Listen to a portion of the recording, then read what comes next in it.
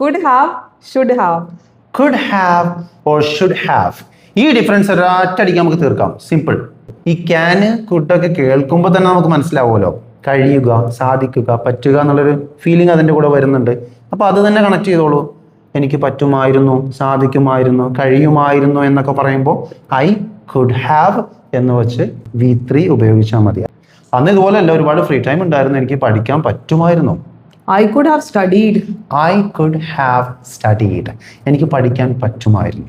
സത്യം പറയുകയാണെങ്കിൽ എനിക്ക് അവനെ ഹെൽപ്പ് ചെയ്യാൻ പറ്റുമായിരുന്നു. I could have helped him.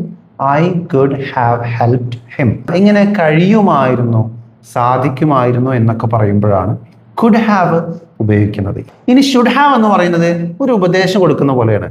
പക്ഷെ പറഞ്ഞിട്ട് കാര്യമില്ല, അവസരങ്ങളൊക്കെ കഴിഞ്ഞു പോയി. ചെയ്യണമായിരുന്നു, ചെയ്തില്ല. പോകണമായിരുന്നു, പോയില്ല. അതായിരുന്നു അതിൻ്റെ ഒരു മര്യാദ. ഞാൻ അവളെ ക്ഷണിക്കണമായിരുന്നു.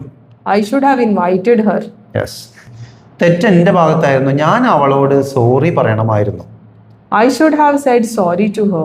I should have said sorry. ഞാനൊരു കാര്യം ചെയ്തില്ല, എന്നിട്ട് ഞാൻ അതിലൊരു ഖേദം പ്രകടിപ്പിക്കുകയാണ്. ഞാനത് ചെയ്യണമായിരുന്നു. അതായിരുന്നു അതിൻ്റെ ഒരു മര്യാദ. പോകണമായിരുന്നു, ക്ഷണിച്ചിട്ട് പോവാതിരുന്നത് ശരിയായില്ല. പോകണമായിരുന്നു.